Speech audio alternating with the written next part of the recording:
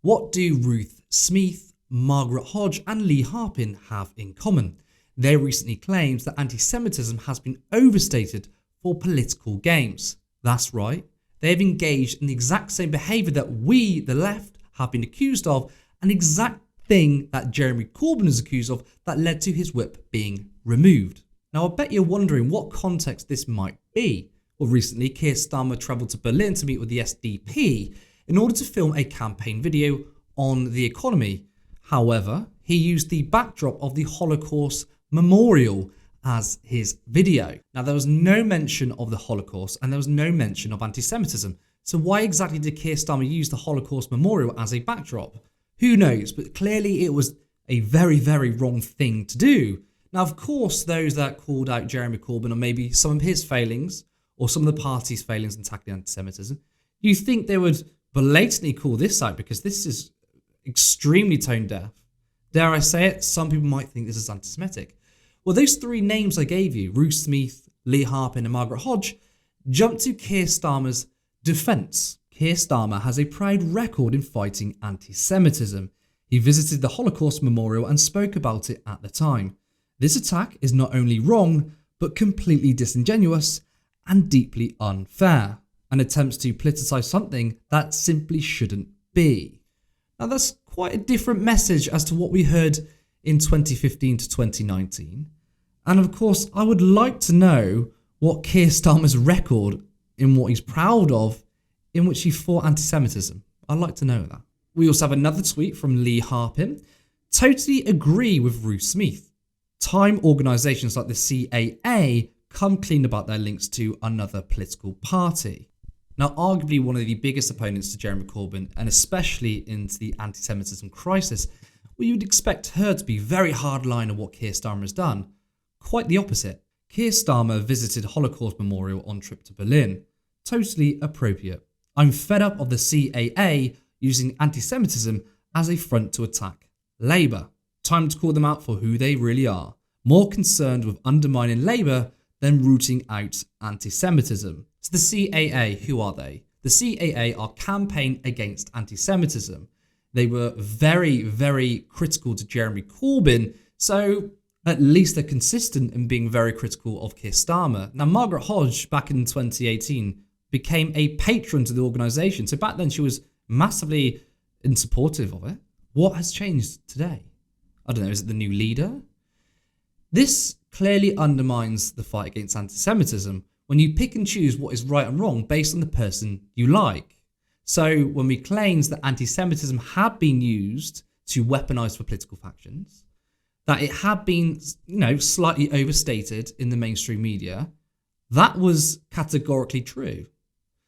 Obviously, those like Margaret Hodge, those on the Labour right, said that was downplaying anti-Semitism. Well, they've literally done exactly that today.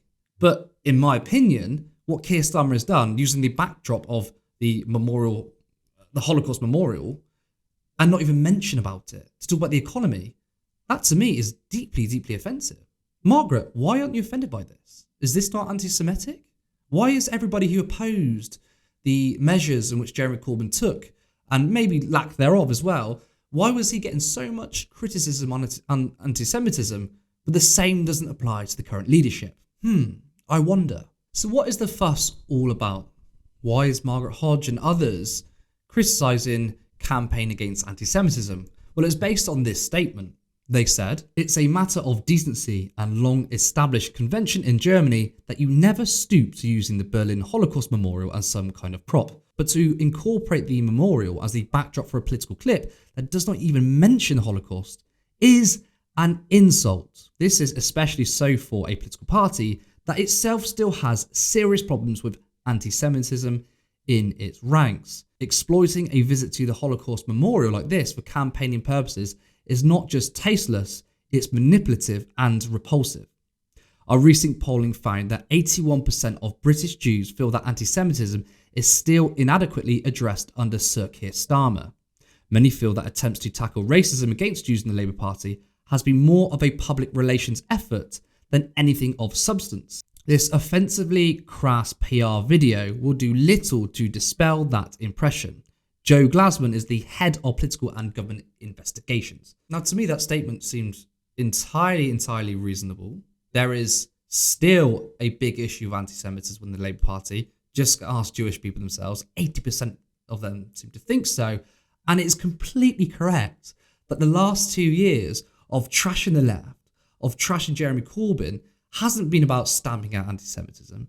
It has been a PR move to show that we are serious about it, but not really doing the hard work in differentiating what is anti-Semitism and what is a factional fight. Thousands and thousands of socialist members that have been expelled from the Labour Party are themselves Jewish. And I think this just goes to the heart of how cynical, of how fake and backstabbing the Labour right are. I've never known a political faction in recent memory that have been so hell-bent on dishonesty that they don't care about the truth and will use any weapon at their disposal.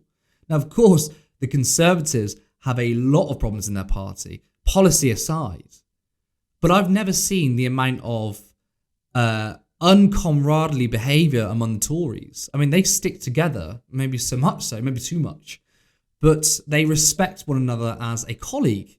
But the way the Labour right treat other people in the party, especially the left, is as if they are fierce opponents. And to be honest, they are. But the warfare, the factional warfare, is only came from the right, from the political right. The left has just had to defend itself. But the utter shamefulness of these Labour right MPs, the Labour establishment, to me is appalling, is disgraceful, and we deserve so much better from our elected representatives. Now, a really interesting story from James Schneider. He has a story about Ruth Smeeth and Lee Harpin when Jeremy Corbyn was leader. You can see the whole thread yourself, but I'm just going to read out a few tweets, and it perfectly encapsulates how dishonest those on the Labour right are. So back in 2019, Ruth Smeeth stormed out a Labour meeting. She accused the party, or the party leadership, of failing to even get the dates of the Holocaust right. And that would be a horrific error. Imagine the Labour Party getting the Holocaust dates wrong. That is deeply embarrassing. She left the meeting in what looked like tears and briefed journalists waiting in the corridor outside. Now, the reaction was in response to a pamphlet created by the Labour Party in which it's called No Place for Anti-Semitism. Now, this pamphlet was part of a wider campaign in order to educate members on racism, in order to educate members on anti-Semitism, where there may be some blind spots or unconscious biases. Now, James Schneider was the author, and he basically said it was his job to answer questions from the journalists outside.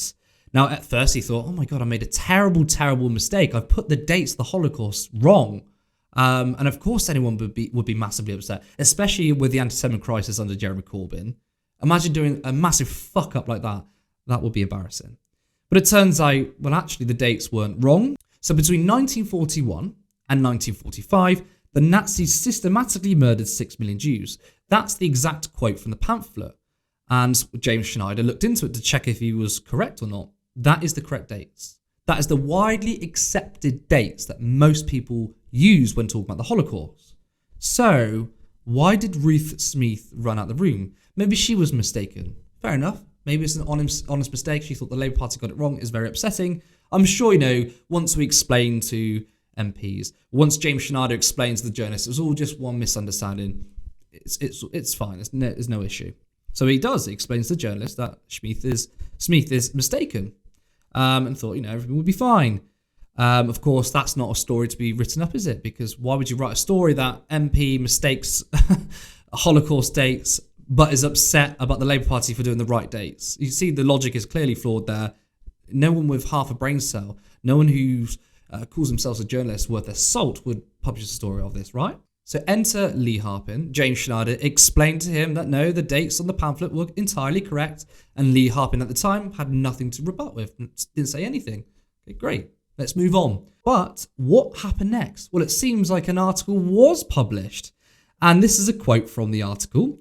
Jewish Labour MP Ruth Smeeth has launched a furious attack on Jeremy Corbyn's bid to launch a fight back over the party's anti-Semitism crisis. accusing the leadership of bungling the dates of the Nazi Holocaust in campaign literature. That, quite literally, is an example of anti-Semitism being overstated for political reasons. Now, we know that people like Lee Harpin are sympathetic to the Labour right. This is a political game, but the losers, and I've always maintained this before, the Jewish people, they lose out of this because their name, their identity is being used for political factions. Now, this is entirely obvious to those who actually care about stamping out racism rather than using it as political football. But check out this incredible tweet. This is from Tanya Gold, who is, she calls herself a hack on Twitter, so she's pretty bang on about that. She writes for The Spectator, The New York Times, Jewish Chronicle, very progressive publications, I might add. She says, Corbynites are very excited that Starmer was photographed at Berlin Shoah Memorial, which is apparently insulting to German anti-racists, allows them to posture as philo-Semites, rather than people who made Jews demonstrably less safe in their own homes. Nauseating. The most outraged person was a momentum organizer. Of course he was. That is just effing disgraceful. There's no other way of looking at this. That is literally using the identity of Jewish people and use it as political football. Rather than think, do you know what? Maybe Keir Starmer and his advisors are incredibly tone deaf in what they did. No, we will find another way of attacking the factions. It's the Corbynites, it's the momentum people, it's these left-wing socialists. And by the way, no one's actually on the left publicly said, I'm very happy this has happened, I'm very excited about this. So I don't know where she's getting this from. She's pulling it, out her own arse. But this undermines the fight against anti-Semitism. I would love it if Jeremy Corbyn came out right now and basically took Starmer to the cleaners and said, this undermines anti-Semitism. It will piss off all the right people. And you know what? He'll be entirely correct. But the man he's too much of a gentleman. He won't wade into this. But it does fundamentally expose the lack of honesty, the two-facedness. And these people want to be in government. These people want to run the country. Do I think it's a resigning matter? Possibly not. Should he apologise? 100%. Because to be taken seriously in the claims that you're strong against anti-Semitism, then when you yourself make a mistake, you've got to call yourself out on it. So he should apologise. He should say, I shouldn't have done it. And I'm sorry if I offended the community. And I think those that support Keir Starmer, those on the Labour right, should be brave enough to go against their own friends or their own team, shall I say. But I suspect not, because the Labour right to me are the most cynical people in politics today.